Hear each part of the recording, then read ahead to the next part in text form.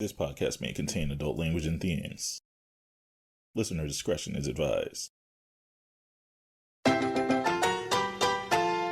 Welcome to the Tokyo Tea Party Podcast, where we have a real talk about real life with people living in Japan. I'm your host, Samuel Darbouze. Today our topic is mental health, and I don't think I have to say too much to explain why a conversation about this topic is important. Once you become an adult, your life becomes more complicated. Managing your work life, your relationships with other people, even your relationship with yourself. And doing it all as a visible minority in a foreign country with a different language and a different culture. I stressed myself out just saying that. So let's dive into the day's topic, mental health in Japan. But before we get started, let's have our guests introduce themselves. Hello, my name is Alyse, and I am from Osaka. I'm not from Osaka. I live in Osaka, and I've been in Osaka for 13 years. I'm originally from the DMV area. I am a freelance translator, and I forgot what else I said. So we'll circle back. We'll put a pin in it, and we'll circle back later. Right. Yeah, sorry about that. This is the first time that's happened in 9 No recordings, but yeah. It was bound to happen eventually, but I'm glad I caught it early. Okay. Okay. All right. Yana. Hey, I'm Yana, and I live in Osaka. I've been here for 12 years. I work as a freelance social media manager. I also did a podcast with Alyse a while ago called Curly and Kansai, so I'm happy to be on here to talk about mental health. And I, although did not go through much of the system here in Japan before, I recently got diagnosed with ADHD in Japan, and I take therapy online through BetterHelp type sites.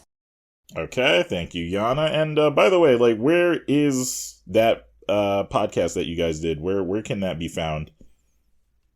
I believe it still can be found on Spotify or SoundCloud and YouTube. Okay, great. All right. Thank you very much. They're being very gracious because I forgot to start the recording. So, full disclosure, Sam made a boo-boo. First time in 9 recordings. Not quite batting 100, but that's pretty good so far. But anyway, our last guest. Yes. My name is Kat. I am currently a graduate student at Kyoto University. I have a bachelor's in psychology and philosophy, and I'm in my final semester of my master's course in cognitive psychology. I do research focused on Japanese as a second language and bilingualism, but I have a background in Buddhist philosophy and the cognitive sciences in general.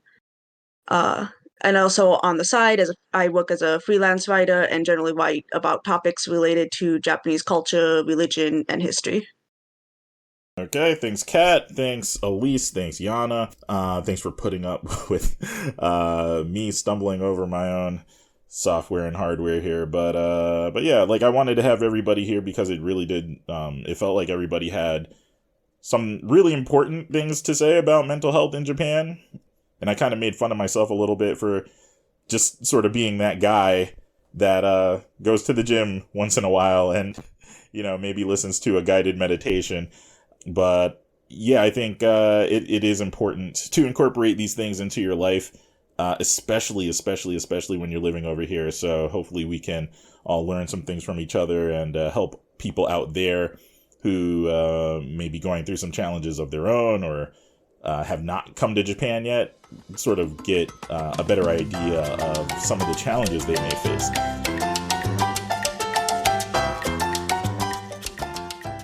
First question, what are some of the stresses of living in Japan?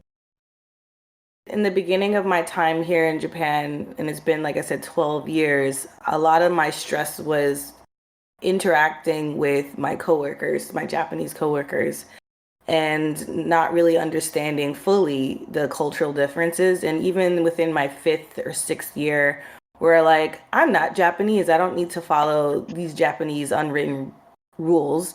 It still was a lot of stress on me because I fought with one of my coworkers a lot. I think, Alyse, you remember the old man? That gave me so much stress. Every day on This Twitter. man, Man. every day. I even have like little comics that I wrote out about my interactions with him, with some really? conversations I had with him.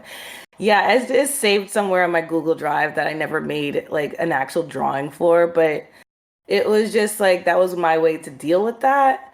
But yeah, it's just like I had issues with coworkers mainly. Can I ask you where you were working, or like what kind of work you were doing? At that time with that old man, I was working in a company where I made video lessons for kids who are taking this program in a JUCO. So this is when I would go to Tokyo every so often to record, because I was also on camera for these videos. But like in the office, in this stuffy Japanese office, I would be on my computer next to this old man, and he would ask me some random question that sometimes would be offensive or just completely annoying. Or me not understanding why I have to do a certain thing. And I'm like, I don't want to do this. And he's like, just listen to me. I'm like, why are you shouting, sir? It was things like that. And I just didn't even know where to go other than Twitter and vent and make a joke out of it. But that was like most of my stress is like before I started working from home. And like now I would say working from home, my stress is like a lot of it to do with like money, but I'm not even in a bad situation. It's just like I want to stay in Japan. The COVID happened and visa issues. Although I'm okay now, that was a stress. I was pretty broke for a good amount of years. And then the red tape and getting documents situated in Japan is a big stress here.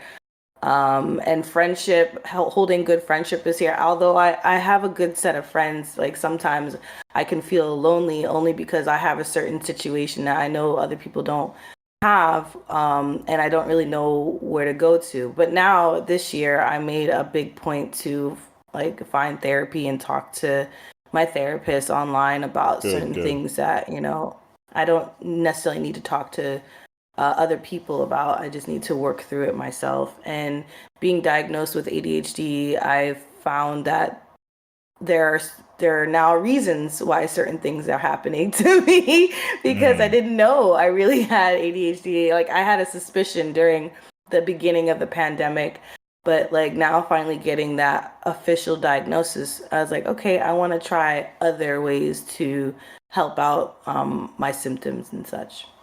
Thanks for that. Thanks for that answer. By the way, does anybody else here, if I may ask, does anybody else here have ADHD? Not that I'm aware Looks like of. a no. Yeah, not that I'm aware. Okay, all right. Because like I have had a few people. I've had people on the podcast who have talked about having ADHD, and just for you guys out there, to make this podcast a little easier to listen to, I do have musical transitions between sections. So, and also you can see timestamps for the different sections. So listen for those transitions for your signal that we're gonna move on, and hopefully that can help you pace your time and your concentration. So.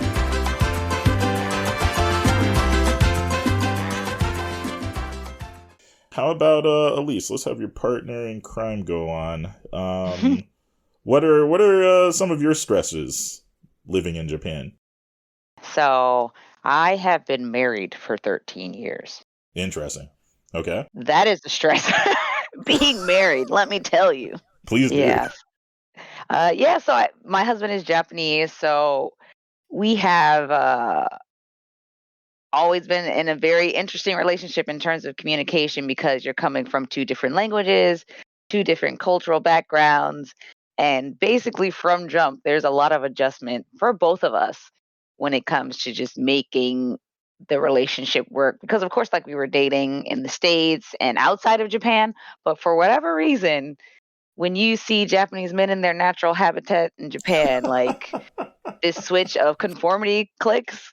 And he started like I remember this conversation I had with him so clearly. The first my first like month in Japan, we were staying at his parents' house. He was working at some like factory in his hometown. And I made a bento because his mom was like, you got to make a bento. You're his wife now. And I was like, all right, whatever. So I make a bento in the best way I know how, which is like a sandwich and, some sides because I'm American. Of course, who doesn't want a sandwich for lunch?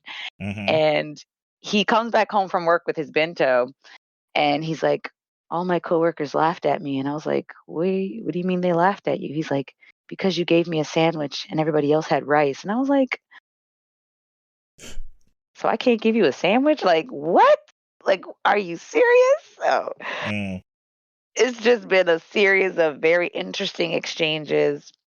Now that we're older, we don't have those kinds of cultural misunderstandings so much. Now it's more communication. And my husband was recently diagnosed with ADHD and autism. He has, what does he have? Jesus Lord. I think it's Asperger's. Am I saying that right? Yeah. So that's been extremely difficult for him to just process because as a Japanese person, they're like, oh, we're all the same and nothing makes us different. But now after he did about a month and a half of testing and he was like, I can't believe that, I'm sick. I don't know what to do. And I'm like, you're not sick. It's just you think differently. And now you know why you think differently. So you can make the proper adjustments to to live a more comfortable life. But that's definitely been a stress of just helping him cope with his diagnosis. I talk to a Japanese counselor. She is not a doctor like a psychiatrist, but she offers counseling services. I'm not sure if we have an American equivalent to that kind of service where they're not psychologists, but they still do therapy work kind of thing. And she can give you recommendations on like psychiatrists to see if you want to get like a medical diagnosis and try to get meds. So I've been seeing her for almost since COVID started. And that's been a real help because I didn't come here with a work program. So I didn't have I have quite a few international friends now, but for the most part, I've been by myself. So whenever something frustrating happens or me and my husband fight, basically the only people I could run to are his family, which are kind of like, we don't want to get involved. So I could go to my family, but they're also like, oh, we don't really get it. But having a Japanese therapist to talk to, she's been really reassuring and like, you know what, you're not going crazy. This is just a symptom of two people from two different cultures trying to react, trying to communicate, and things not going smoothly. So that's right. That has definitely helped with my stress. Okay. All right. Thanks. I do find that interesting. Sorry, can I just add, like, I do find that interesting because when I first heard that you're going to this counselor, Alyse, I was like, I don't know how you do it because it's like in Japanese. And I understand like your Japanese is pretty good for that. But I think for me, like, even if I was at your level, that like I would still feel uncomfortable. But it does make sense that like you're going to them because you're in an international or this kind of relationship. And she can reassure you that like in Japanese culture or like the Japanese men like this, like that makes sense. Because if I went to a therapist in America or talked to a therapist in America talking about a Japanese partner and they're like, maybe it's this, maybe it's that, they're not going to understand. So yeah, they don't have the cultural context. No, not at all. Right. Okay. So yeah, thanks, Alyse. And on the point of the term Asperger's syndrome or I think that's sort of on the way out, the use of that term. Maybe Kat can talk about that a little bit. Yeah, because like there's I think I don't remember his first name. I'm pretty sure he's a doctor. I guess Dr. Asperger was a Nazi. No. Yeah, it's outdated term. Yeah.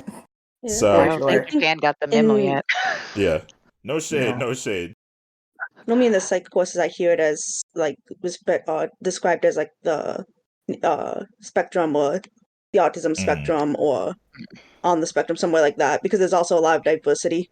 So it's very like important to emphasize the spectrum because no two people who fall under the autism umbrella are the same.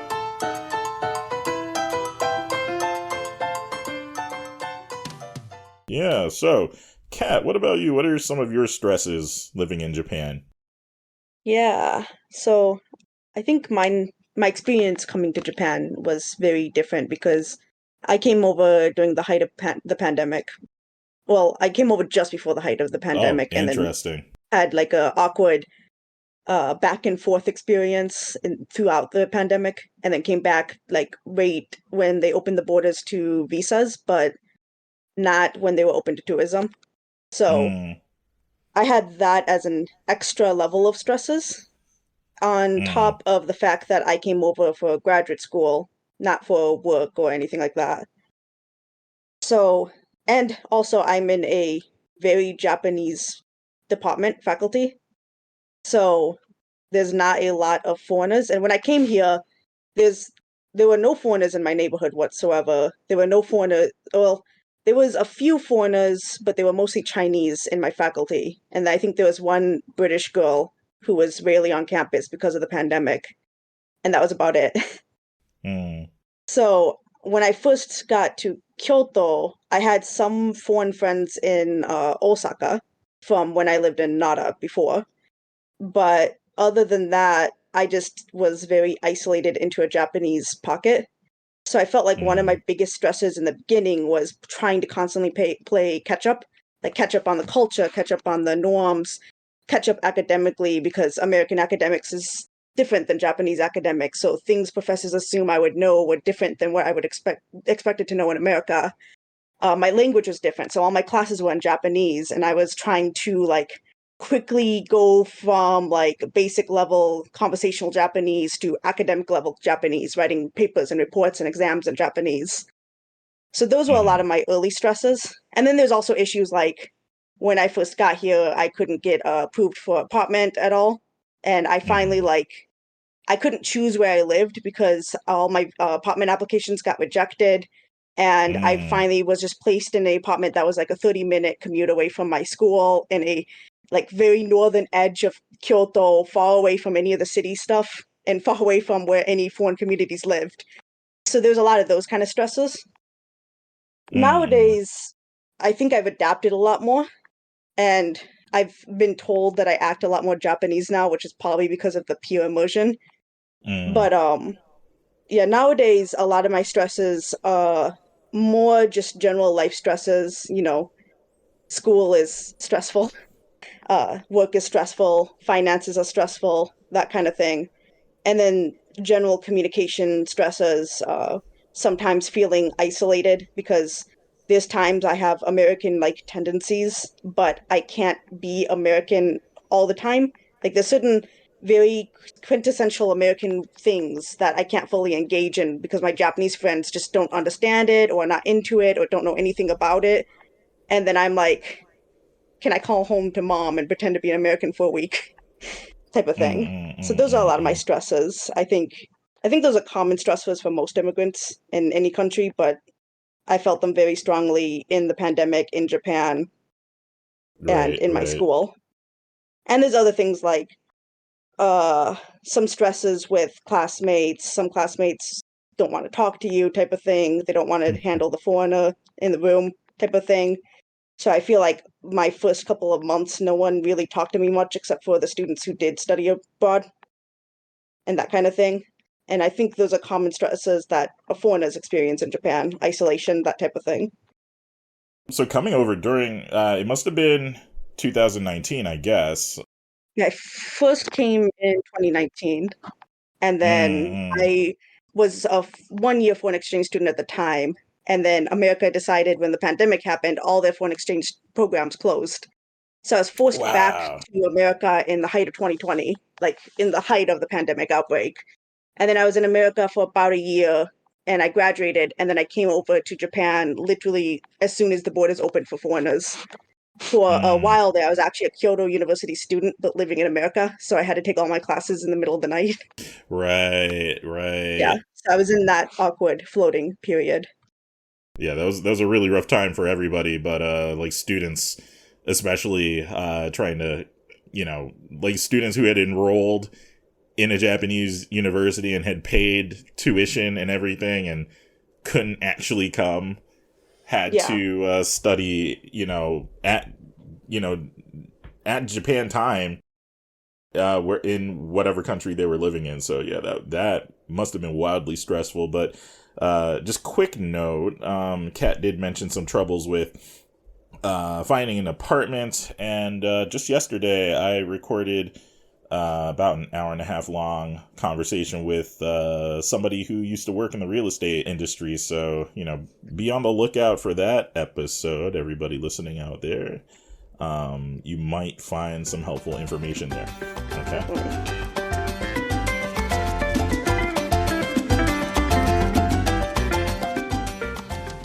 Often when I think about mental health in Japan is like my own experience with some really troubling moments. Like I remember my first panic attack happened here, and I may or may not go into the details on that. Same. Oh wow, interesting. Okay. They just had a panic attack earlier this week here. Oh Jesus. So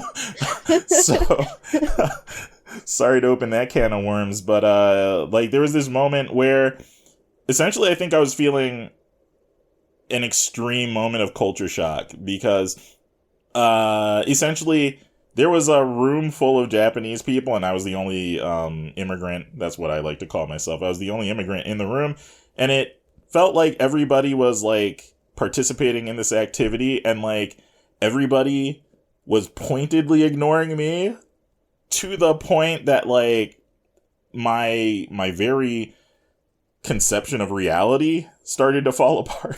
And I was like, am I here? Do I exist? Like am I in the Matrix? What's going on?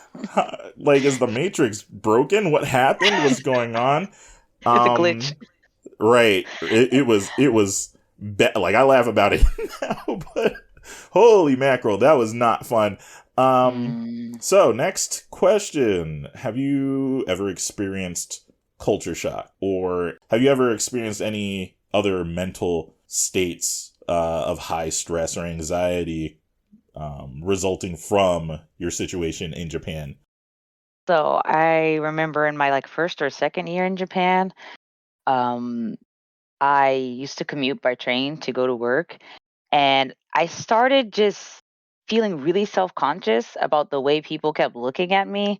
This is back in 2010, 2011.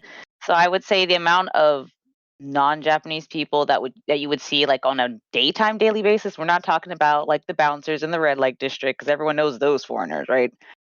But your teachers and all of that, it was still kind of few in number.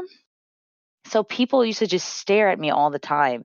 And I had kids making comments, adults as well, making comments about my appearance, just me minding my business. They'd go, she's a black girl. Oh my God, what is her hair? What is her hair doing? Whoa, whoa, just talking constantly.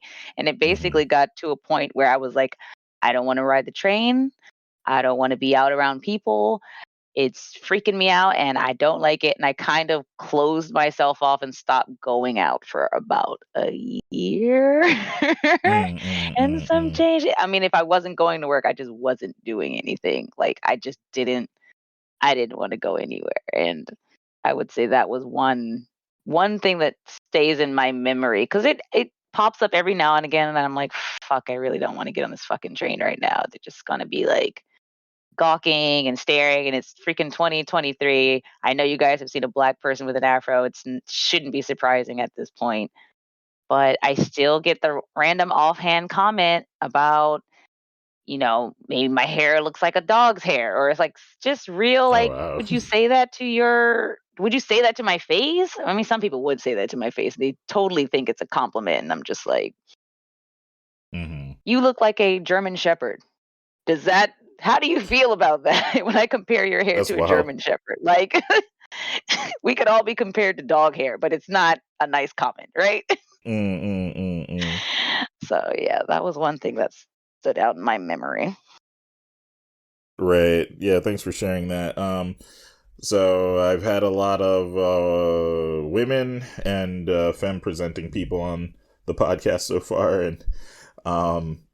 and I've had a few black people on the podcast as well, and listening to women tell their stories revealed a lot of horrors and things that I'm bald, so I shave my head, I guess, but I got genetics. My genetics have betrayed me. So anyway, I'm bald, and I don't get quite those comments, but I have definitely felt weird in public, and I used to live out in the countryside, and literally sometimes cars would stop to look at.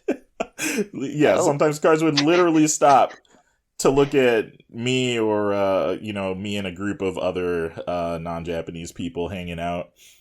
And it can be unnerving. So thanks for going there with us, though.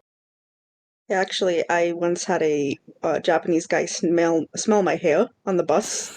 I was sitting there, and I could just feel something on my side of my head, just something brushing against my hair. And I took off my headphones and turned my head, and I could hear the sniffing smell, sound, him breathing in my ear. And he was literally his head was in my hair, sniffing my hair. Oh my God. That might have been the first time I truly felt, I guess, culture shock. No, that's a violation of all kinds of other things. But there was so many things I didn't know how to handle it. So I just asked him if he was okay. I was like, "Daijoubu desu ka?" I didn't even know what else to say, and he just looked he stared at me and then got up and just left the bus completely, at the next stop. Oh my God. But yeah, I feel like that's a thing every foreigner, at least every non-Asian foreigner, has to deal with at some point, at some level. Right. A lot of women have to, nobody's doing that to me. Nobody. I mean, even if hair existed on my head, people don't get close enough to me. I'm a big guy. I'm taller than most Japanese people. I'm definitely bigger than most Japanese people. I look like one of the bouncers in Kabukicho.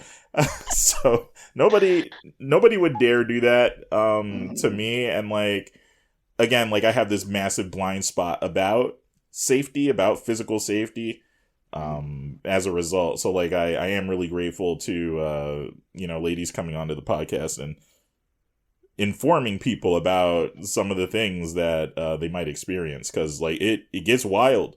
I've heard some stuff. I noticed, for me, at least with my experience, that people usually avoid me. And I came to the I think what am I trying to say? I feel like the reason is that I am darker skin and taller than most Japanese women, and that I just look scary. Only reason why I came to that conclusion was because I did have bad experience with one preschool that I worked at, and the fact that the parents said some off-putting things about me, and even my co-teachers thinking that I'm scary. I just felt this must be a thing that a lot of darker tone Black women get. So I feel with that, people complain on online on Twitter, be like, no one sits next to me, on I guess in Tokyo, but in I think Kansai, people usually sit wherever, they don't care. But I just don't get bothered like that, I would rather people not sit next to me. So I just feel it's not an issue. But I noticed a lot of my lighter tone friends or shorter friends get harassed a lot more than I do. That's something I've noticed a lot with my experience. But it's not to say I don't get anything, but it's just I got a whole lot less. Right. Whew, gosh. Yeah. So you definitely have to be aware of this kind of stuff as well, because it is it absolutely relates to mental health, because just having a sense of security is really important, and you don't always have it here. Again, I have it most of the time. The only time I really get nervous is if I see the police, and even that's not really. I kind of still nervous, but it's not that bad. I only feel they're just trying to harass me. But I feel more people get harassed in Tokyo. More foreigners get harassed in Tokyo with the police. I've noticed that, because it's not it does happen sometimes in Kansai, but it doesn't seem to be nearly as common as it seems to be in Tokyo. Yeah. I think it might have to do with like how conservative overall the prefecture or the area that you live in is, because I used to live out in Toyama, and like I'm not gonna get into it, but like I've had a lot of interactions with the police out there, and I think Oh wow. Toyama once ranked as one of the most conservative prefectures, if not the most conservative prefecture in the country. So Mm. yeah, Mm. like you'll see a lot of bored police officers, wanting to sort of challenge themselves to face the giant gaijin beast and see, test their mettle against, some black dude on a bike. Um, The most dangerous black dudes. yeah, like I was literally on, like, I can't do the gesture obviously because like you can't see me, but like this dude, like I was riding my bike and this squad car, right before I was able to hit the next corner, this squad car just like turns a sharp left. Before the car comes to a full stop, the passenger door opens, whichever door it was. Yeah, the left door. The passenger door opens, the car's still moving. The cop got one foot on the ground. He looked at me like, "What's up?" I was like, "What is happening? Why? Why?" What is that, a movie? Like, I was, that's yes. a movie scene right there. I was like, "Have you practiced this? You were waiting for the opportunity to pull that little." But yeah, Gonna get some guidance today.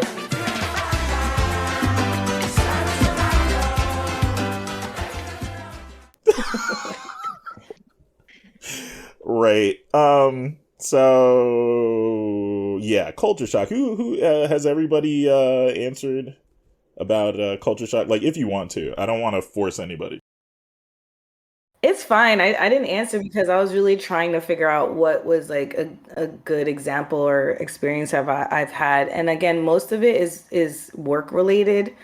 Um, and which one do I want to talk about? I don't know. I'm not sure. But it was a big stressor in my life for sure, where I got really, really depressed for a couple of months.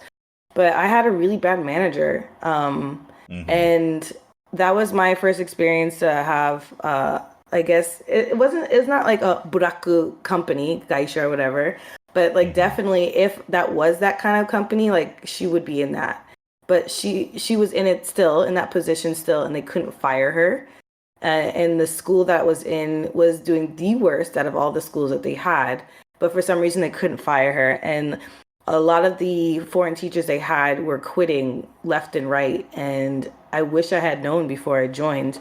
But Sorry, real quick, could you define what a buraku company, Buraku buraku Gaisha is? is just a really bad Because that's not company, us. and that's not us. It's It's not a not company of black black as in people. skin tone. Not a Yeah. company of black people. It's just the term they coined for a very terrible, Corrupt. terrible Very run, corrupt company.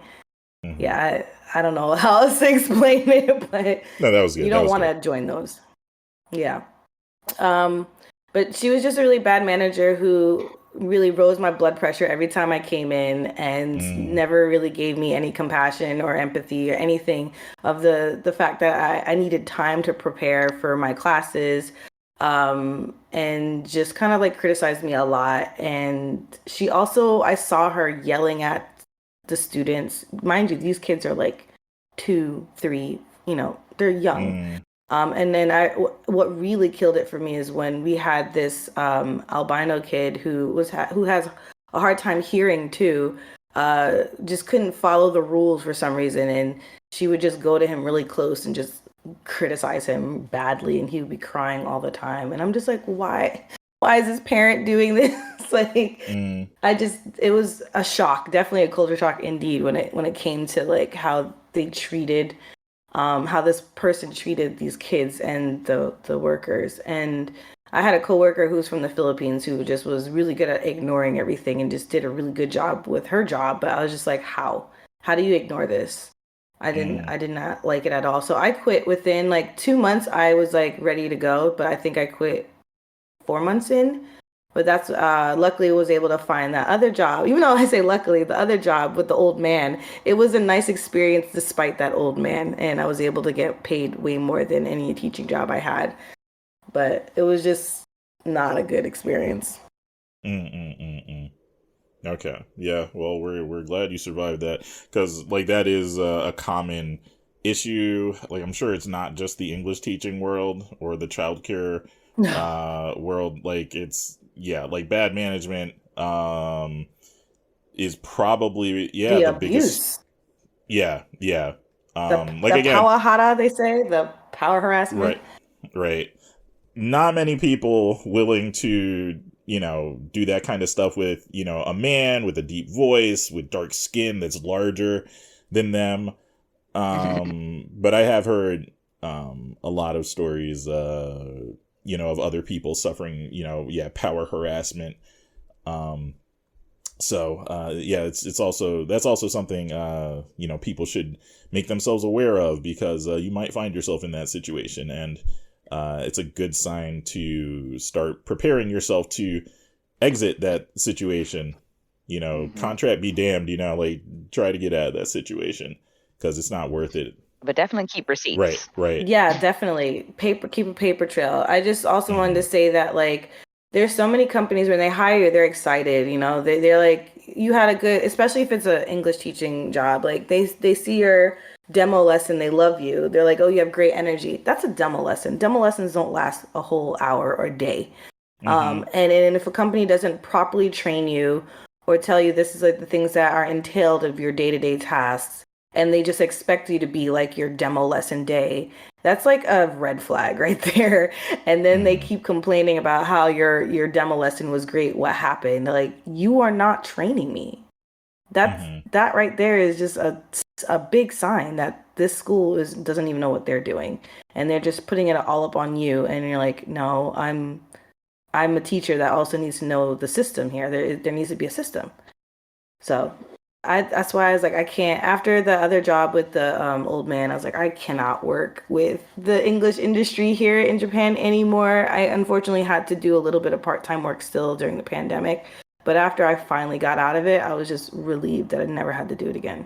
So I think everybody has talked about culture shock. There's one thing I wanted to add if it's okay. Sure.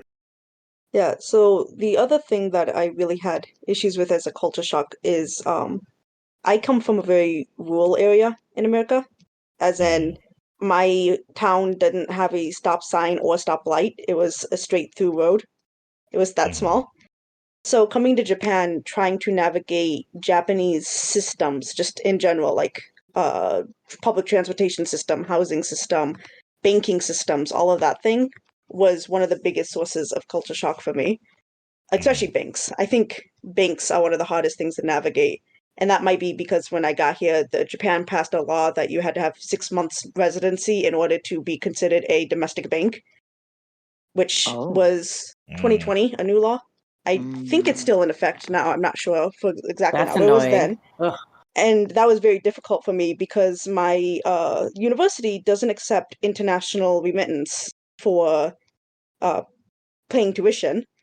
So I couldn't use my Japanese or my American bank because they were both considered international accounts, and all remittances were international remittance to pay tuition.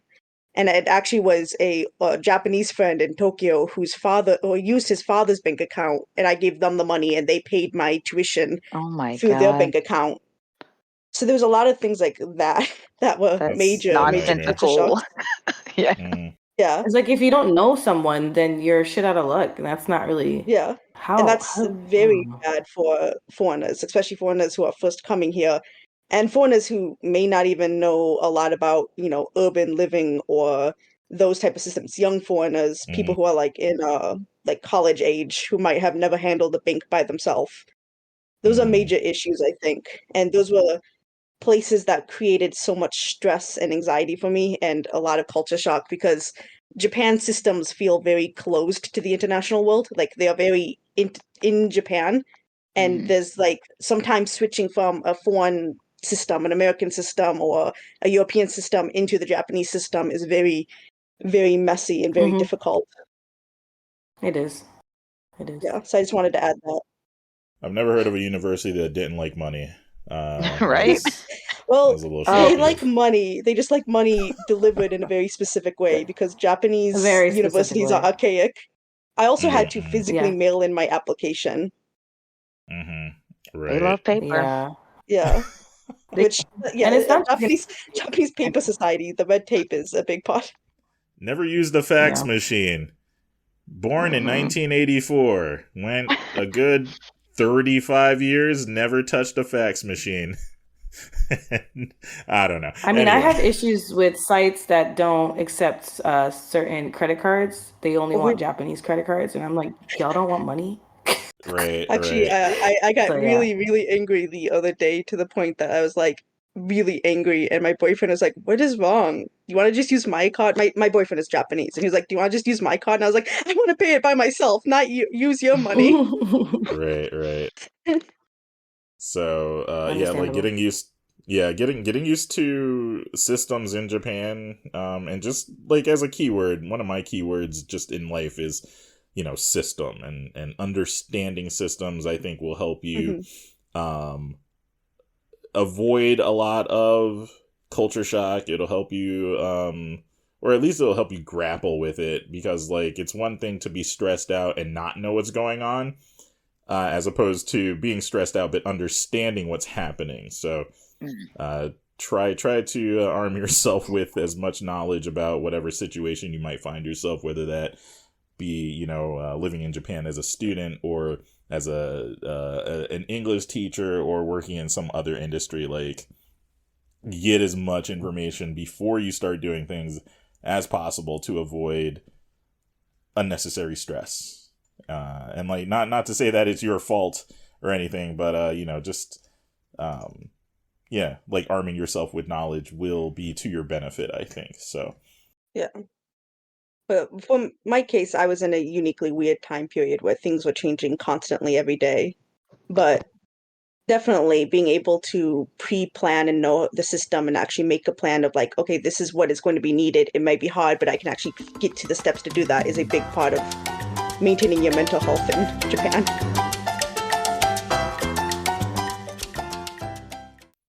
what strategies do you use to manage your stress or anxiety or etc.? For me, because I grew up in such a rural area and foresty areas, being able to go to like the parks and going for walks and like consciously taking a day off, which can be really hard to do in Japan, but trying to find a specific day off that I can take to go to the park and actually go for a walk is a big thing. And that's sometimes really hard because the person I spend the most amount of time with is my boyfriend, but he only gets he works 6 days a week and only gets one day off. And sometimes it's really hard for us to align that one day off. So we really have to make a conscious effort of being like, okay, we will take this day off and we will go to this park and we will sit down and draw pretty nature. But that's one of the biggest things because it's really easy to get into the grind in Japan and be like, I need to do this, I need to do this, I need to do this. I go to the office and all my coworkers are in the office until, I don't know, 8 or 9 p.m. and I can't go home before them. That type of mindset, I think, is really big in Japan, especially if you live in very Japanese spaces and they have high expectations for your output when you're working or living in Japan. I don't know if it's the same for English teachers, but it's definitely that way in academia. And so it's really hard to actually consciously make that time to actually do self-care. And it can be any type of self-care, but that's a really important thing to be conscious of. I definitely can co-sign the idea of like taking time off, because you will not be encouraged to take your time off. People will not remind you, before the end of the year, oh, you have so many sick days. They will not tell you that. So, get a little creative about, how you frame why you're taking your time off, Theoretically, you could get sick that day. So, saying that, you're sick. Not exactly. Is that lying? I mean, if you're mentally sick, no. Hey! I find even sometimes in that case, it can be difficult. Like, my boyfriend has literally been on the way to the doctor's office and got called to come into work. And he's like, I'm on the way to the doctor's office. And they're like, oh, you can go after work. That's a red flag. That's a red flag. Thank you. Yeah. That's a But red it flag. can be really hard in Japan sometimes because they have such an extreme, insane work culture. Yeah, that's why my husband's quitting his job next month. So yeah, that can be an an unspoken expectation that's put on you to, you know, work the same hours as your Japanese colleagues. As far as English teaching goes, like I have they're much more lenient with me as far as like when I come in and when I leave, but up until essentially like I have also, however, been tasked with like designing entire curricula and facilitating entire curricula, you know, from you know, lesson to exam to, you know, grading. I've been expected to do the entire job of an entire department by myself. So that can be stressful in and of itself, but like absolutely take time for yourself. Absolutely find ways to take time for yourself, because they will not necessarily give it to you. So Alyse, Yana. Dealing with stress, right? Right. When I was in my old company, which was a localization company, so we were doing mostly like video game translations, and occasionally we would have someone totally fuck up a project. So we would have to spend like a week working 10-hour days fixing it. And we all coped by drinking at the konbini after work. So at 11 to 12 a.m., we're all smoking and drinking at the konbini, ranting our brains off so we can function properly by 10 a.m. the next morning. But I realized that was not a sustainable way of coping. Right. Or healthy. It's the Japanese way of coping. It's very much a Japanese way of coping. But for me, I was like, not so good. So what I do now, I have lots of hobbies that I engage in to help me just enjoy myself. I'm usually by myself, just hanging out. I will skate by myself. I will go to museums by myself. I do have a band, and so when you scream into a microphone, oof, that feels good. What else? Actually, since Discord, since everyone, since the pandemic hit, I found that I got to reconnect with a lot of my friends back home because everybody was online. So then we would start having these like weekly hangouts, and we'd just be in voice chat for hours talking. And I was like, man, I miss this, because I do have Japanese friends and people that I hang out with here, but they're not down for like the regular hangout. You know what I mean? Like Americans, we can just like meet up and we'll just be sitting around talking. Maybe we'll watch something together, but we're not doing anything necessarily, right?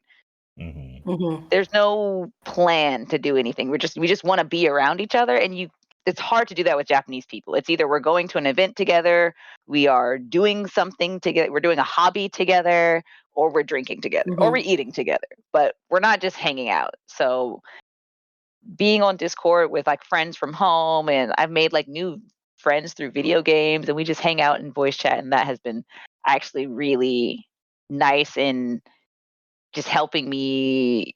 I have like that fluent English outlet where I can just rant about stuff in Japan, and they're just like, I don't know what you're talking about, but rant on, sister.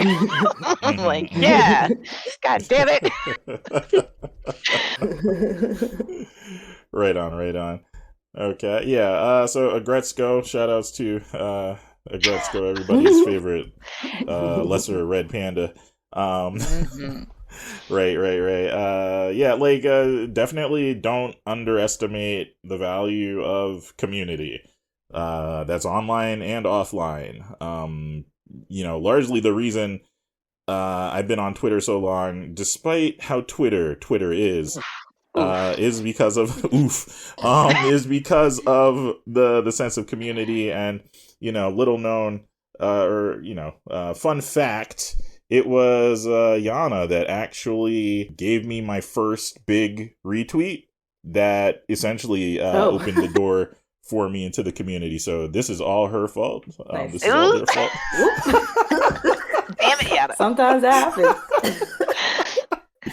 So, but I'm sincerely, barely thank on you. Twitter like that now, so Yeah. you're welcome. Yeah. I'll go tell the racist to message you from now on. But okay. Alyse, thank you very much. So I think that leaves Yana. How do you manage your stress, your Yeah. anxiety, etc.? Sleep. I like to escape into my dreams. They're usually fun, unless my dreams are not fun, but most of the time they are. Usually I know I just need rest, so I need to sleep. And if outside of that, I like Alyse, I also have like a lot of hobbies, but I tend to sometimes hyper focus on one thing, and it's most likely because of my ADHD until I either bored of it or I just go on to the next thing. So for a while I was hyper focusing a lot on roller skating. I still do it. I just don't do it as much as I did in the height of the pandemic. And I started playing video games a little bit more now. And I like to watch Korean dramas now. That's one thing that I've been doing to escape into a different world and language I don't know. Although I of course read the captions in English. It's like not Japan, but is also similar. And also I got tired of like Japanese dramas. So like, yeah, that's the kind of things that I do. And then I also have my therapist that I talk to weekly.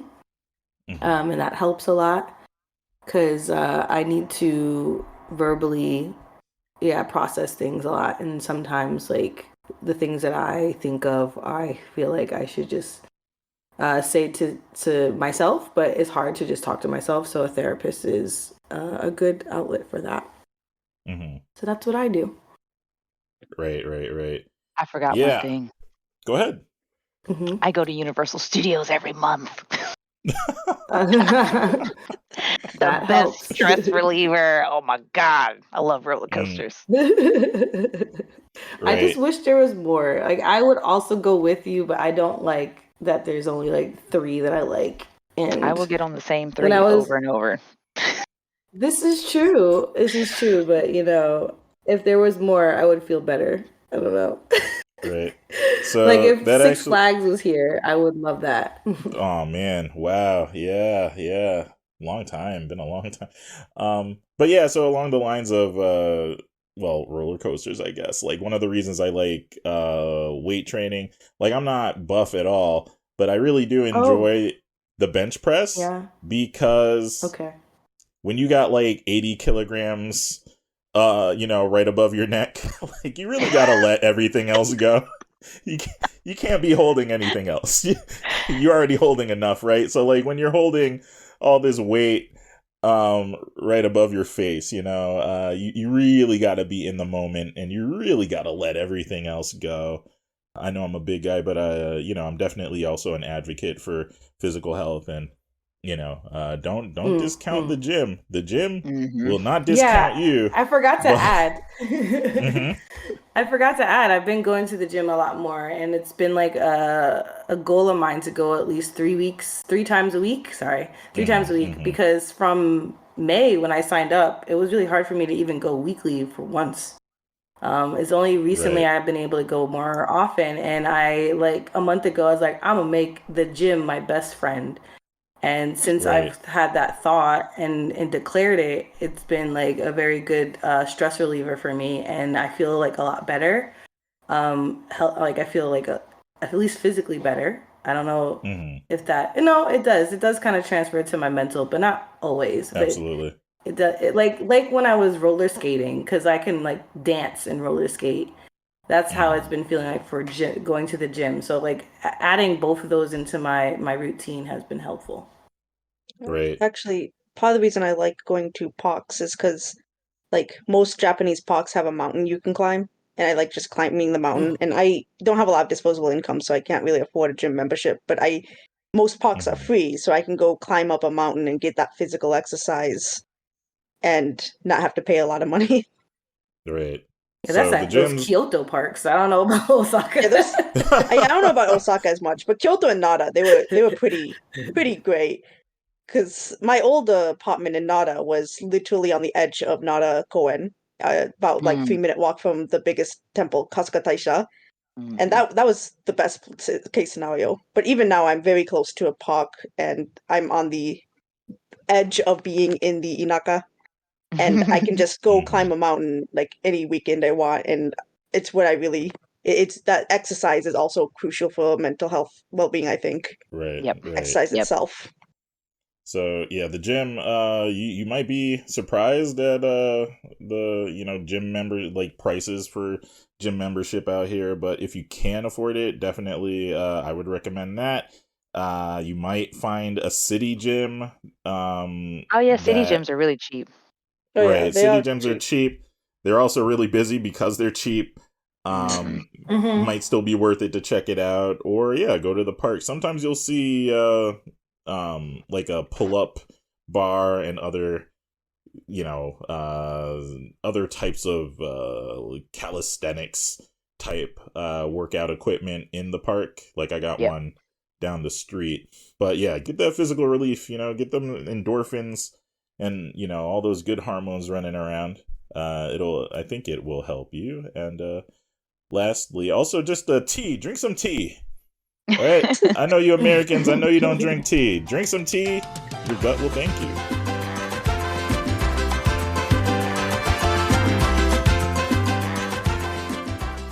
So, what mental health resources are available to people living in Japan?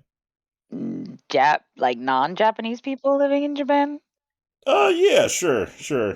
Like in general, or specific to people in your situation, our situation.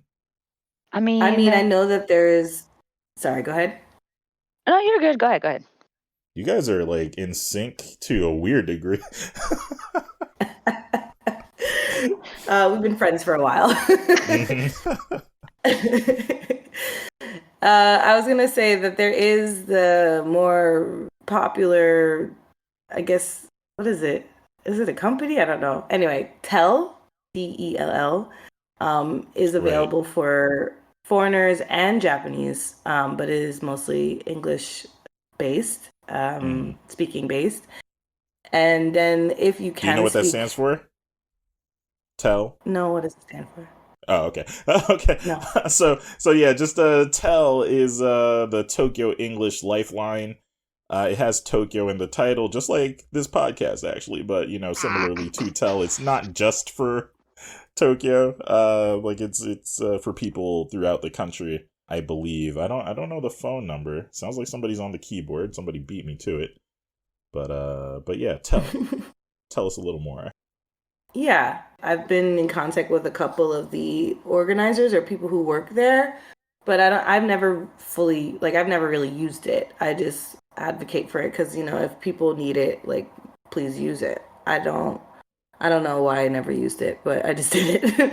And then for me, it's like, there is BetterHelp. I know that's the more expensive kind, but for me, I wanted someone that was specific to what I needed. Like, I needed a Black woman who has neurodivergent and okay with talking about certain things. Like my relationship, I'm polyamorous, so it's just like talking about that type of things. Is I wanted someone to be comfortable talking about that. But yeah, so there's resources online when you're living here in Japan as a foreigner. But if you need help with things that are specific to your life in Japan, I think TELL is a good opportunity. And if you speak Japanese, then one of your local branches. But I don't hear that many great experiences when it comes to going to places here physically. So I don't know. Maybe Alyse, you have a better experience. I don't know. Yeah, so my husband goes to the Seishinka or the mental clinic for which is where you go see a doctor for usually about 5 to 10 minutes and you get meds. He kind of gives you advice, but he's more there to handle the medicine aspect more than anything. Mm-hmm. In my case, I go to counseling, which I just looked up because I was trying to figure out the difference. So according to this Chiba Prefecture website, counselors are clinical psychologists or like officially registered clinical psychologists, and instead of prescribing medicine, they do the advice part. And if you want medicine, then they recommend you to go to the mental clinic to see the psychiatrist to get your medicine. So they're kind of like the systems are a little bit separated. I mean, they're probably separated everywhere, but Yeah, it's the same in America, yeah. typically. Yeah, and some therapists can be psychiatrists too, but Yeah. for the most part, they're And separate. a lot of counseling, like good counseling companies will have therapists and psychiatrists within the same building, and they work as a team, as well as potentially social workers. But it depends on where you go. That's an individual place. The one I did, they Mhm. didn't. She would recommend you to different psychiatrists in the city. But my experience with psychiatrists in Japan has not been very positive. It's No. not unlike going to a regular doctor where you like go in, you sit down, and they're like, "What's bothering you?" Okay, I'm depressed. All right, here's some medicine for that. Anything else? Yeah. And you're like, okay, Yeah, that's it. thank you. And you leave. And I mean, I guess if meds work for you, that's great. But that my husband, he got diagnosed for depression a while ago, and he was on meds for it, but it was not getting better. It was getting definitely worse. And so at one point I went with him to the clinic, and we were like both sitting in on this session, and she was just like yelling at him. She was like, "I don't know why you're still depressed. You've been Mm-mm. taking this medicine for a month. You need to like get it Wow. together and go back to work." And I was like, "Oh, okay. All right, babe, I need you to stop taking that medicine and not go to her anymore because I don't know what's Yeah. going on here, but this is not going to work." So eventually he stopped. Mm. Mm-mm. He got better after he stopped going to the mental clinic, which is not how that's supposed to work. The one he's Not at going to all. now is much better. They're much more supportive.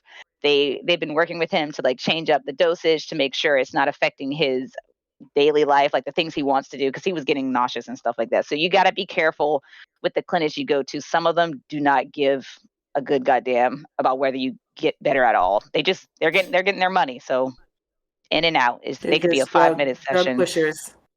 So Mm. you're gonna have It to could do a be lot of less. research.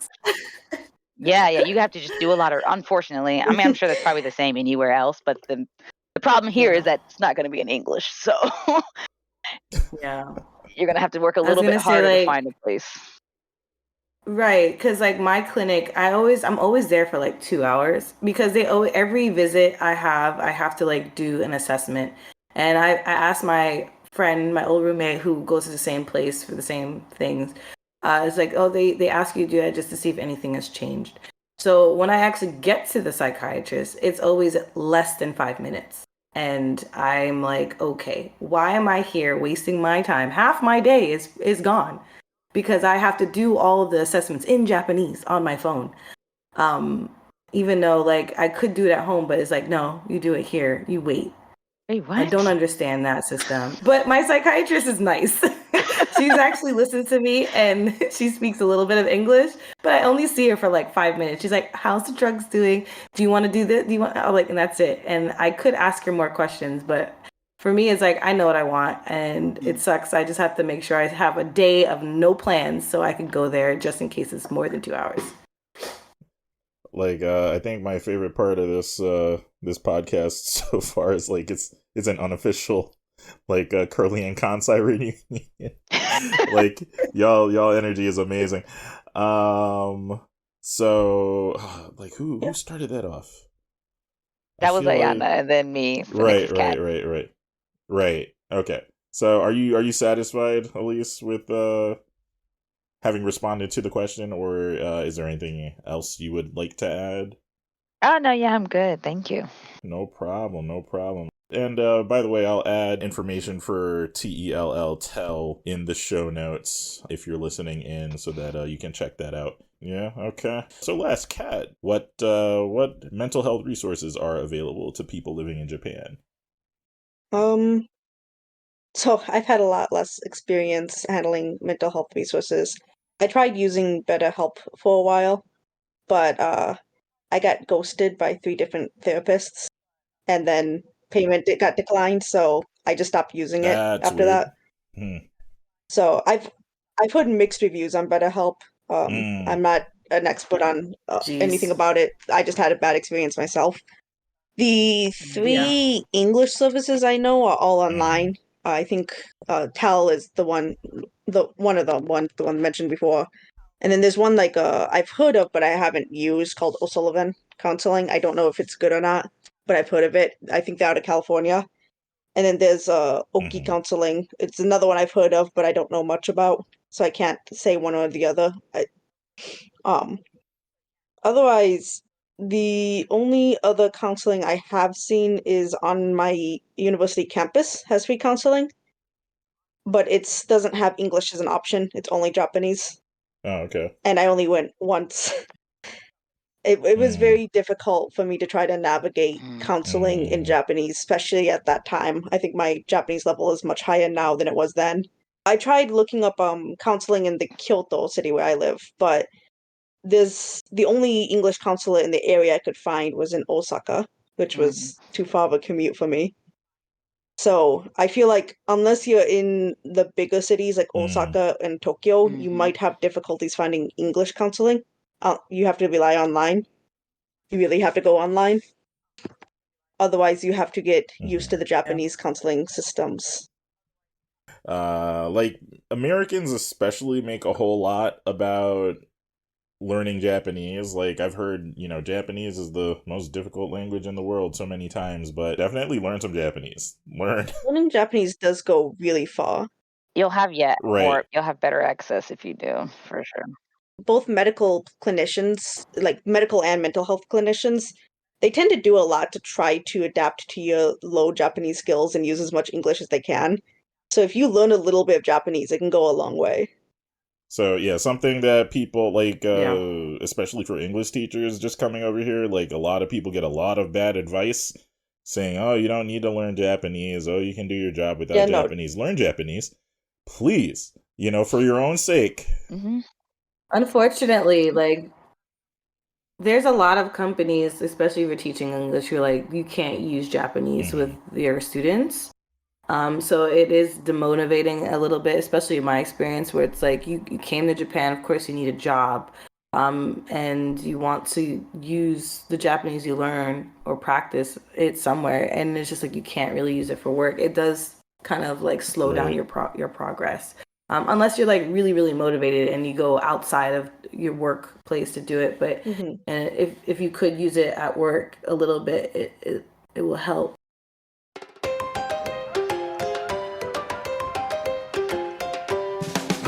I think this will truly be helpful and beneficial to people. So thank you for giving me your time and your patience and your grace. Thank you so much. Thank you. Thank you. Thank you. I'm going to go listen to some Curly and Kansai. With a K. Curly with a K.